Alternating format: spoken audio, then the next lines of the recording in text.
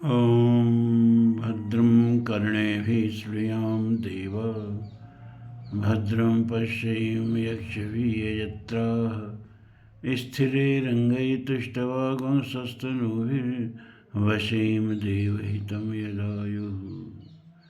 ॐ मानो भद्रा क्रतो यन्तु विश्वतो अदब्धाशो अपरिताशो उद्भिदः देवानो यथा सद्मिद्वृधे असन्नप्रायो रक्षितारो दिवे दिवे।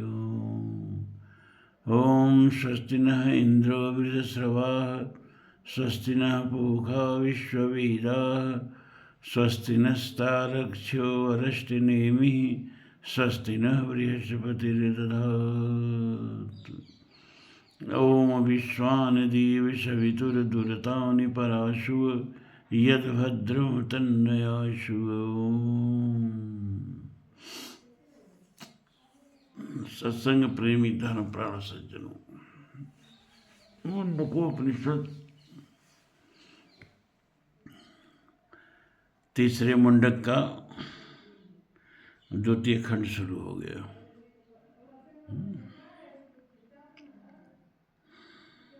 मंत्र है स वेदैतत् परमं ब्रह्म धाम यत्र विश्वं निहितं भाति शुभ्रम उपासते पुरुषं ये हि कामा ते शुक्रमेतदतिवर्तन्ते धीरा। स वेदैतत् परमं ब्रह्म धामं यत्र विश्वं निहितं भाति शुभ्रम।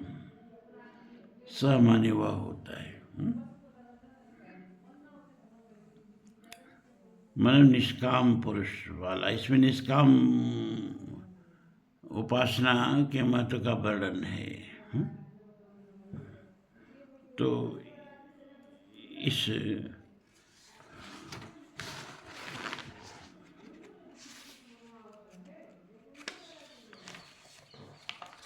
विशुद्ध ब्रह्मधाम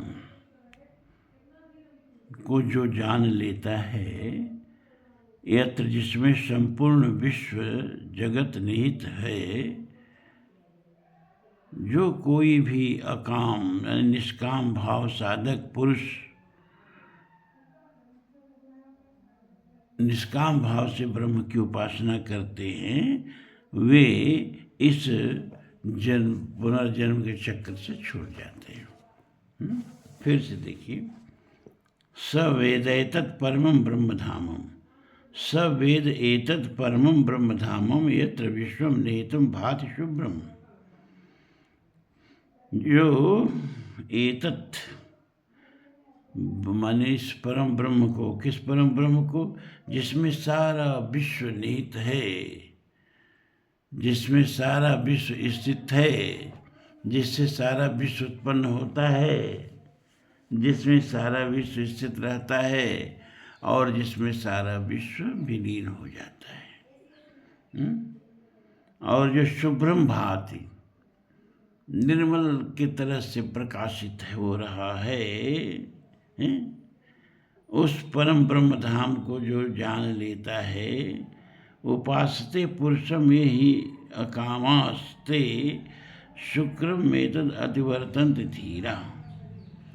जो उस ब्रह्म को, जिसमें यह सारा जगत निहित है, निष्काम भाव से उपासना करता है, वह अकाम पुरुष शुक्रम एतद अतिवर्तन्ते धीरा। इस शुक्रमय माने रजो वीर्यमय शरीर से अतिक्रमण करके परमात्मा को प्राप्त कर लेता है। कौन परमात्मा को प्राप्त कर लेता है? निष्काम भाव से कर्म करने वाला। और सकाम भाव से कर्म करने वाला तो पुनरागमन को प्राप्त होता है, वो धूम्रयान मार्ग से, या उसको चंद्रयान मार्ग भी कहते हैं, या उसको पितृयान मार्ग भी कहते हैं, से गमन करता है। पितृलोक में किए गए कर्मों के फल का भोग करके पुनः इस लोक में आ जाता है। लेकिन जो लोग निष्काम भाव से कर्म करते हैं, ईश्वर की उपासना करते हैं, वो क्रम मुक्ति को प्राप्त होते हैं। वो लौट करके इस लोक में नहीं आते हैं।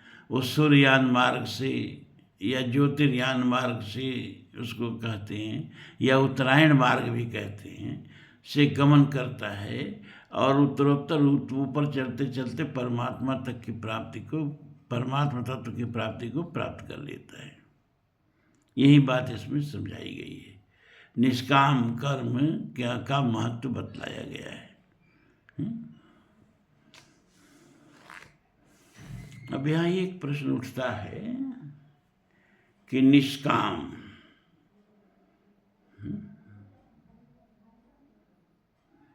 फलाकांक्षा रहित, तो जब कोई फल की इच्छा ही नहीं है, जब कोई कामना ही नहीं है, तो कर्म क्यों होगा? कालिदास ने भी कहा, प्रयोजनम अनुद्दिश्य मंदो अपि न वर्तते।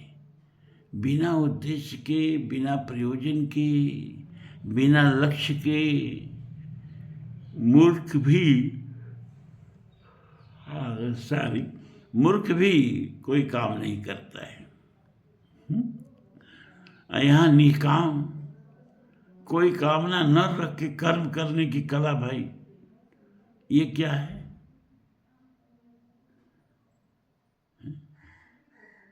ये समझना थोड़ा कठिन पड़ जाता है।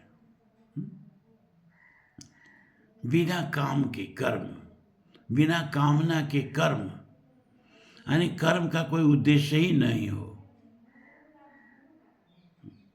क्योंकि जहां कर्म का उद्देश्य आया वहीं कामना हो गई। तो कर्म का कोई उद्देश्य ही न हो, जो निष्काम भाव से कर्म करते हैं, इसका क्या मतलब हुआ? इसका मतलब बड़ा गंभीर है भाई। देखो, सकाम भाव से जो कर्म करेगा वो अपने लिए कर्म करेगा। उसके मन में कोई कामना आएगी और उस कामना को प्राप्त करने के लिए कर्म करेगा। तो सकाम कर्मी जो है वो अपने लिए कर्म करेगा, इसमें कोई दो राय नहीं है। लेकिन निष्काम कर्मी, जिसके अंदर कोई कामना नहीं है, फिर भी कर्तव्य कर्म समझ के कर्म कर रहा है।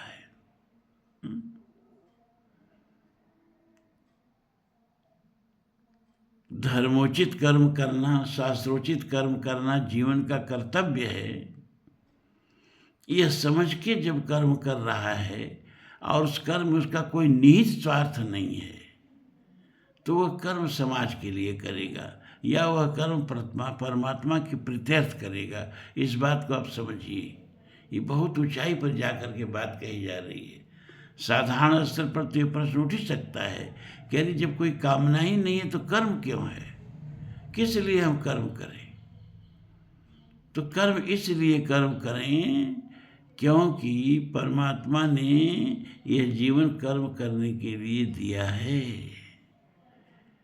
लेकिन वह समाज के लिए कर्म करने के लिए दिया है, धर्म के लिए कर्म करने के लिए दिया है, या अपने प्रत्यर्थ कर्म करने के लिए दिया है।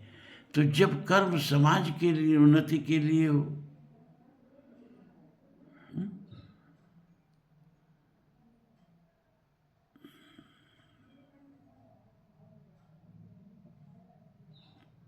गुरु गोविंद सिंह का नाम आप लोग सुने होंगे, 10वें गुरु सिख पंथ के। उनके 4 बेटे थे। तो 2 बड़े बेटे तो चमकौर के युद्ध में शहीद हो गए, और जो 2 बच्चे पकड़ लिए गए, सबसे छोटा बच्चा 6 वर्ष का था, बड़ा बच्चा शायद 9 वर्ष का था, दीवार में चुनवा दिए गए। तो गुरु गोविंद सिंह ने क्या कहा कि धर्म के लिए बाल दिए सो 4, अरे 4 गए तो क्या हुआ, जीवित कई हजार। उन्होंने कहा कि धर्म के लिए तो हमने अपने 4 पुत्र बलिदान कर दिए, लेकिन 4 गए तो क्या हुआ, अरे जीवित कई हजार। तो देखो, उसमें वो सारे अपने समाज को, सिख समाज को अपना पुत्र समझ रहे हैं। ये निष्काम कर्म है। दूसरा आदमी रहता, कहता अब 4 पुत्र चले गए, अब हमको क्या लेना देना है। लेकिन नहीं, 4 गए तो गए, अभी कई हजार जीवित हैं। ये भावना। अब अगला मंत्र है, कामान यह कामयते मन्यमान स कामाभिर्जायते तत्र तत्र पर्याप्त कामस्य कृतात्मनस्तित्व हैव सर्वे प्रविलीयन्ते कामा। कामान यह कामयते मन्यमान, जो कामी पुरुष कामनाओं को मान्यता देते हैं, कामना रख के कर्म करते हैं, स कामाभिर्जायते तत्र तत्र, वह जहाँ जहाँ जिस जिस चीज़ की कामना करते हैं उसके भोग के लिए वहाँ उस रूप में पैदा होते हैं। हिंसा में बहुत प्रीत होती, हिंसक पशु बन के पैदा होंगे। काम में बहुत प्रीत होगी तो कामी पुरुष बन करके पैदा होंगे। जैसी जैसी कामना उसकी प्राप्ति के लिए उस योनि को वो प्राप्त करते हैं। ये बात यहाँ कही गई है। कामान यह कामयते मन्यमान, जो कामनाओं को महत्व दे करके काम करते हैं, ऐसे लोग उन कामनाओं के भोग के लिए उन स्थानों में उन योनियों में भ्रमण करते हैं। पर्याप्त कामस्य कृतात्मानस्त्व हैव सर्वे प्रविलीयन्ते कामा।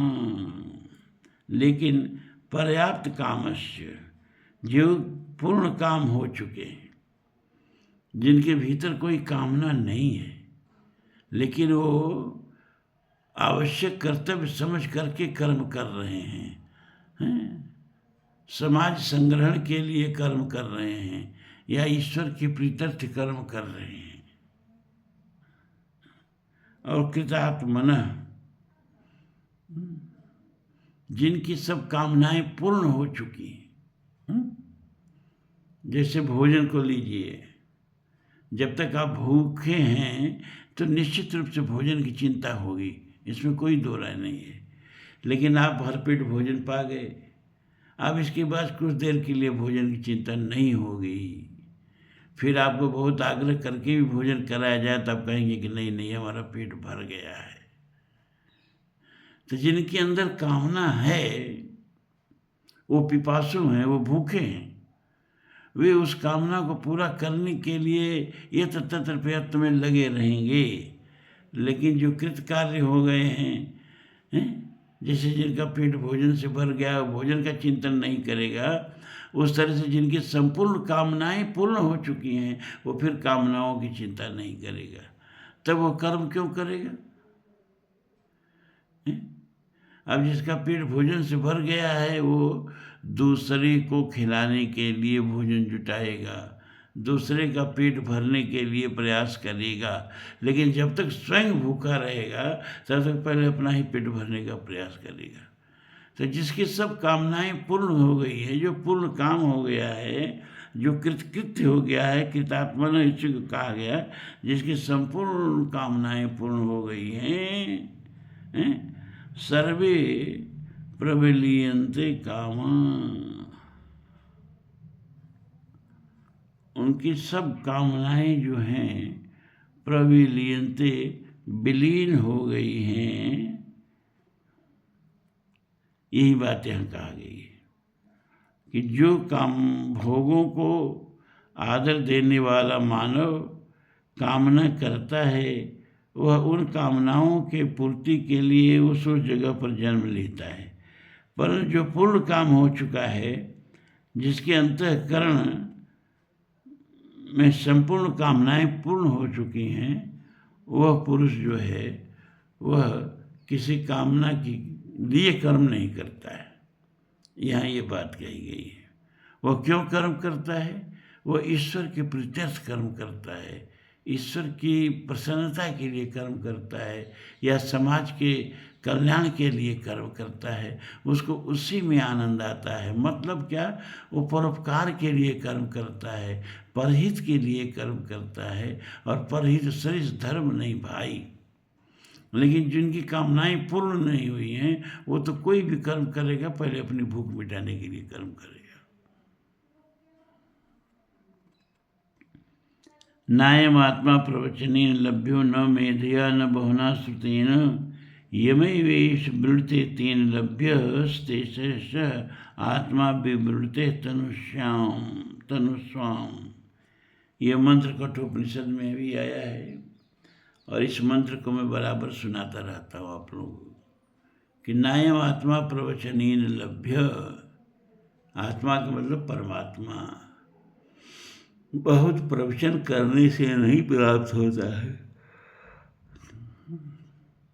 खूब लच्छेदार प्रवचन करना, ढोलक झाल बजा बजा के गाना गाना है, लाखों लाखों के भीड़ को रिझाते रहो, वह व्यापार है तुम्हारा। परमात्मा उससे नहीं प्राप्त होता है। न मेधया, और न बहुत बुद्धिमान लोगों को प्राप्त होता है। न बहुना श्रुति, न उसके बारे में बहुत सुनने से वह प्राप्त होता है। यमय वेश वृत्ति तेरे लभ्य, वो जिसको प्राप्त होना चाहता है उसी को प्राप्त होता है। जिसका वर्ण कर ले, जा पर दीना ना ढरे, सोई जाने जय देव जनाई, जानत तुम्हें तुम्हें हुई जाई। तुम्हारी कृपा तुम्हें रघुनंदन, जानत भगत भगत उर चंदन। सोई जाने जय देव जनाई, जिसको परमात्मा जनाना चाहता है ना, वही उसको जान पाता है। किसी साधन से उसको आप पकड़ नहीं सकते, वो पराधीन नहीं है, किसी साधन के पराधीन नहीं है, वह स्वाधीन है। और वह जिस भक्त पर कृपा करना चाहता है उसी को दर्शन देता है। तशेष आत्मा विवृते तनुश्याम, और जिसका वो वर्ण कर लेता है कि इस भक्त को मैं वर्ण करता हूँ, मतलब अपना सब कुछ उस पर न्यौछावर करता हूँ, तो वह परमात्मा उस भक्त पर अपना सब कुछ रहस्य प्रकट कर देता है। भाव ये कि जिसको वो चाहता है उसी को मिलता है, हमारे चाहने से वो नहीं मिलता है। तो हम क्या कर सकते हैं? अरे हम बस साधना के सेज पर बैठ सकते हैं, घूंघट उसी को उठाना है। वो एक शुक्ल यजुर्वेद का अंतिम मंत्र है ना, अगर उठ जाए इस समय संयोग से, हिरण्यमयीन पात्रेण सत्यस्यापिहितं मुखम ततो पुष्णपा वृणु सत्य धर्माय दिष्टे ओम खम ब्रह्म। उस परमात्मा का जो घूंघट है ना, वो बहुत ही आकर्षक मोहक है। तो जो लोग परमात्मा को देखने जाते हैं घूंघट में उलझ के रह जाते हैं, घूंघट के मोहकता में ही फंस जाते हैं, है ना? और किसी भी साधना के हाथों में इतनी ताकत नहीं है कि उसका घूंघट उठा के उसका मुख देख सके। तो ऋषि प्रार्थना करता है, हे परमात्मन अपना घूंघट अपने ही उठा दो, अपना स्वरूप अपने ही दिखा दो, क्योंकि हमारे अंदर वो ताकत नहीं है कि हम आपका घूंघट उठा के और आपका साक्षात्कार कर सकें। वही बात यहाँ कहा जा रहा है।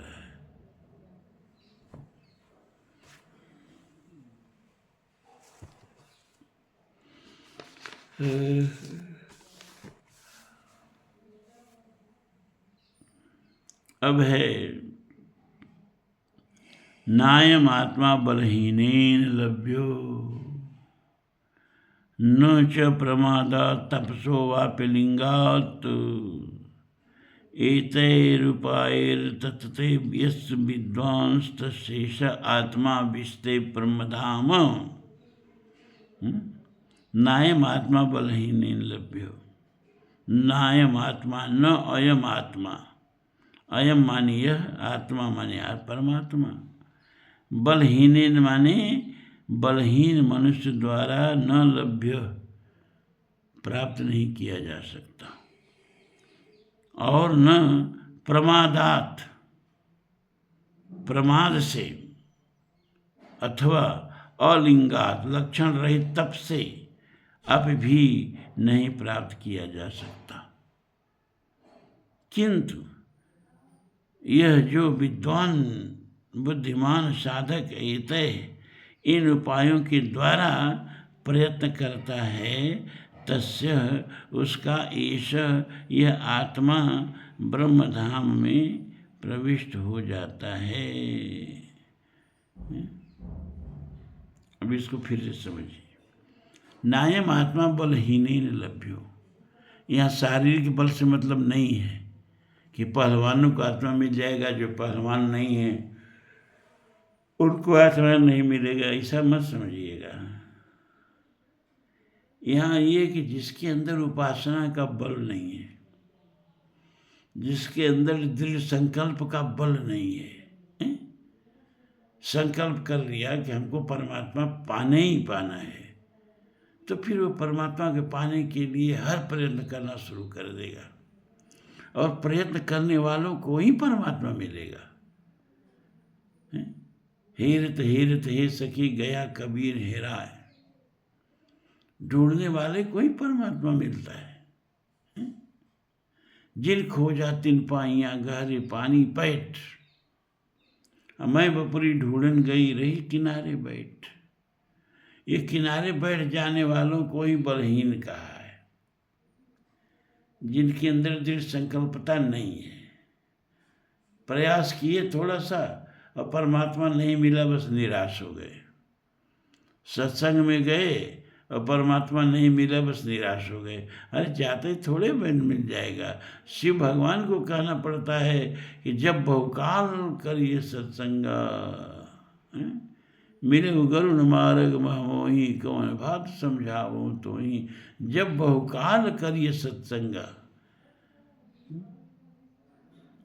गीता में भगवान ने कहा पुनर्बहु नाम जन्म नामन्ते, बहुत बहुत जन्मों के फल तपस्या के फलस्वरूप परमात्मा मिलता है। तो यहाँ बलहीन मतलब कमजोर संकल्प वाले, आतुर स्वभाव वाले, तुरंत पूजा पाठ शुरू किए, तुरंत परमात्मा की खोज शुरू किए तो तुरंत परमात्मा मिल जाना चाहिए। इस तरह के लोगों को बलहीन कहा। नायम आत्मा बलहीन लभ्यो, ये कमजोर संकल्प वालों के लिए, कमजोर उपासना करने वालों के लिए, आधे अधूरे मन से परमात्मा ढूंढने निकलने वालों के लिए परमात्मा नहीं मिलता है। ये बात यहाँ कही गई है। न च प्रमादात तपसो, न तो बहुत प्रमाद से, प्रमाद माने प्रमाद माने घमंड, बहुत प्रमाद से तप कर रहे हैं, पंचाग्नि ताप रहे हैं, ठंडक में माघ की देखो कुंभ लगा है ना, जाके देखना कितने लोग गंगा के जल में, जहाँ एक बार डुबकी लगाओ तो लगता है हार्ट अटैक हो जाएगा, बाप रे। वहाँ गंगा के जल में खड़े हैं, उसी तरह 24 घंटे खड़े हैं। ये प्रमाद से तप कहा जाता है। इसी तरह के तप करने वालों को भगवान ने गीता में असुर कहा है, तान विद आसुर निश्चयान। तो प्रमाद से तप करने वालों को भी परमात्मा नहीं मिलता है, या अपलिंगात, प्रमादात तपसो वापि अलिंगात, अलिंगात तप करने वालों को भी परमात्मा नहीं मिलता है। अलिंगात का मतलब, लिंग माने क्या होता है? चिन्ह, प्रतीक, है ना। तो साधारण लोग इसका अर्थ लगाएंगे कि परमात्मा यहाँ कह रहे हैं कि जो किसी संप्रदाय में दीक्षित नहीं हुआ है, जो किसी खालसा में दीक्षित नहीं हुआ, जो किसी अखाड़े में दीक्षित नहीं हुआ, जो मूड नहीं मुड़ाया, जो कान नहीं छिदवाया, जो गिरवन नहीं धारण किया, जो शरीर में भभूत नहीं लगाया, यही सब साधुओं के प्रतीक है, लिंग हैं। तो साधारण लोग ये अर्थ लगा के चल देते हैं कि इस तरह से जो तप नहीं करेगा इन इन इन इन प्रतीकों के साथ, उसको परमात्मा नहीं मिलेंगे। लेकिन ये बात यहाँ नहीं कही गई है। यहाँ बाहरी वेशभूषा की बात ही नहीं कही गई है। ये भीतरी प्रतीक की बात कही गई है, जिसको कबीर कहते हैं ना अपने साखे में कि पिंजर प्रेम प्रकाशिया अंतर भया उजास, अरे मुख कस्तूरी महमही बाड़ी फूटी बास। भीतर से चिन्ह प्रकट होने लगता है कि ये आदमी आत्मविद है, ये आदमी साधु है, ये आदमी सज्जन है। वेश चाहे जो भी हो, डजंट मैटर, वेश जो भी हो, भीतर से प्रकट होने लगता है, वाणी से प्रकट होने लगता है, उसके देखने से प्रकट होने लगता है, उसके चलने बोलने उठने बैठने से प्रकट होने लगता है। जैसे फानूस है ना, अब उसमें जो बल्ब जल जाता है तो ये फानूस चमकने लगता है, और जब बल्ब नहीं जलता है तो वह चमकता नहीं है। तो भीतर से जब वह ब्रह्म ज्ञान का प्रकाश चमकेगा ना, तो फानुस के शरीर, फानुस की तरह से सारा शरीर दमकने लगेगा। चलने बोलने उठने बैठने में साधुता टपकने लगेगी। ये बात यहाँ कही जा रही है।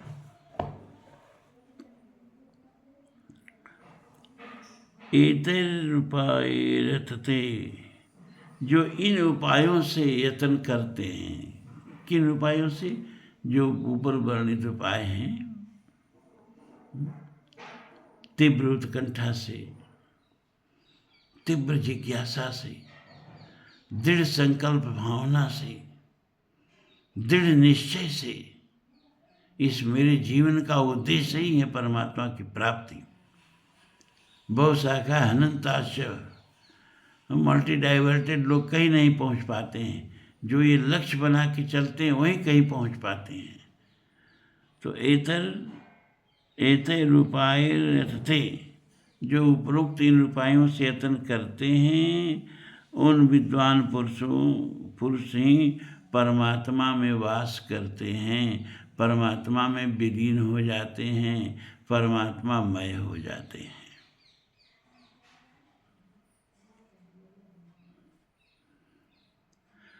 अब देखिए,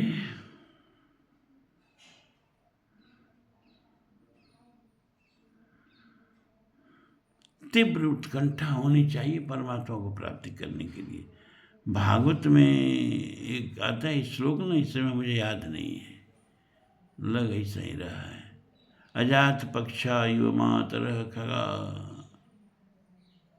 अस्तन्य यथा वत्सरा क्षुधार्था, प्रिया प्रियेषु विरते। इस तरह से है, पूरा याद नहीं आ रहा है कि परमात्मा को कैसे जो प्राप्त करते हैं कौन लोग, जो परमात्मा को कैसे चाहते हैं, कितनी उत्कंठा से चाहते हैं। अजात पक्ष आयु मातरः खगा, जैसे वो कभी पक्षी जिनके पंख अभी पूरा आए नहीं हैं, उड़ नहीं सकते हैं, और घोंसले में बैठे बैठे और उनके माता पिता गए हैं दूर चारा चुगने, और इंतजार करते हैं अब पिताजी चारा, अब माताजी चारा लेके आएगी, हमको चुगाएंगे। जिस उत्कंठा से बच्चे अपने गए हुए माता पिता को प्रतीक्षा करते हैं, वो पक्षी जिनके अभी पंख नहीं निकले हैं। जिस तरह भूखा बछड़ा अपने माता के स्तन, गौ माता के स्तन का ध्यान करता है, जिस तरह कोई प्रेमिका परदेश में गए हुए अपनी प्रेमी की प्रतीक्षा करती है, उस तरह हे भगवान अरविंदाक्ष भगवान, मेरा मन आप में लगा रहे। ये भागवत की प्रार्थना है। इतनी उत्कंठा जब हो जाती है,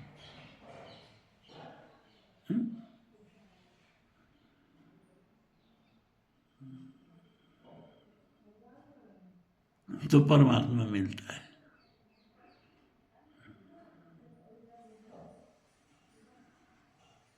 अगला मंत्र देखिए।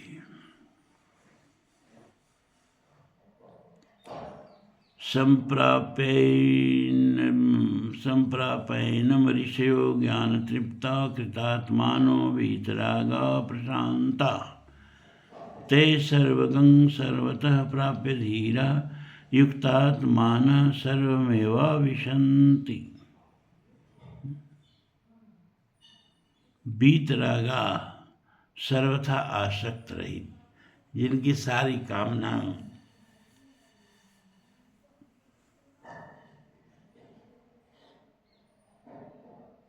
जैसे ईंधन समाप्त हो जाता है तो अग्नि बुझ जाती है ना, इस तरह से जिनके भीतर की समूची कामनाएं बुझ चुकी हैं।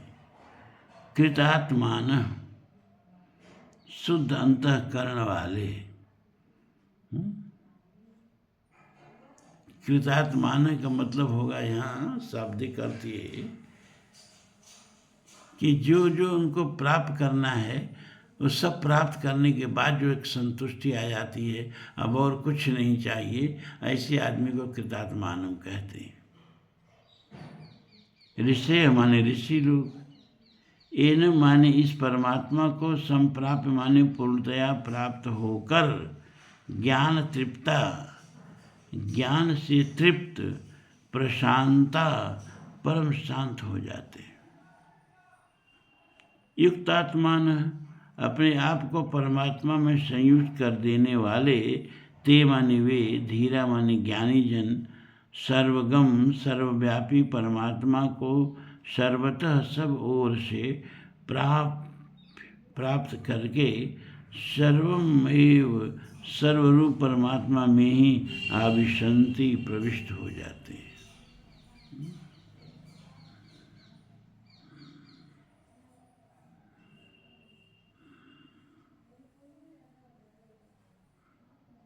फिर से इसका अर्थ देखिए।